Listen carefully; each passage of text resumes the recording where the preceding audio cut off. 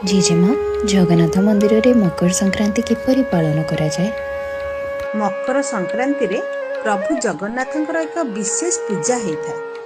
आम ग्रह पृथ्वी रे समस्त शक्तिर उच्च भाव सूर्य को ग्रहण करा आम ग्रह रे जीवनर मूल आधार, तेणु सूर्य को देवता रूप में पूजा करा जाए एवं ब्रह्मांडर कर्ता श्री जगन्नाथ को सूर्यदेव अस्तित्व एवं शक्तिर उत्स भाव विवेचना करा जाए।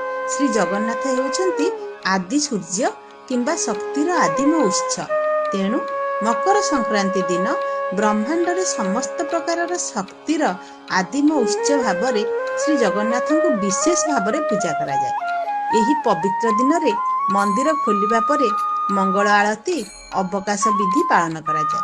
तापरे भाई भौणी देवता मानंकु मकर चूड़े सुंदर भाव सजा जाए।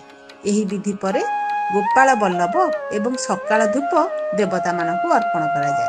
तापरे मकर 84 बेश भाव देवता मानंकु अलंकार सज्जित करा जाए। ज्योतिष शास्त्र अनुसार सूर्य उत्तर गति मकर संक्रांति आरंभ हुए। मकर बेश पई जगन्नाथ बल्लभ मठ जगन्नाथ मंदिर को रंगीन फूल एवं तुलसी पत्र माला प्रदान करती।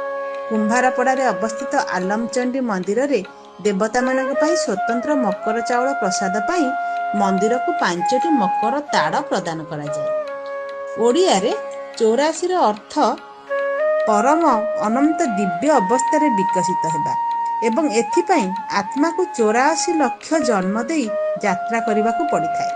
तेणु एही दिन देवता मानक विशेष पोशाक को मकर 84 बेश कहुए एवं सेमानकु 84 प्रकार रांधना भोग अर्पण करा जाए।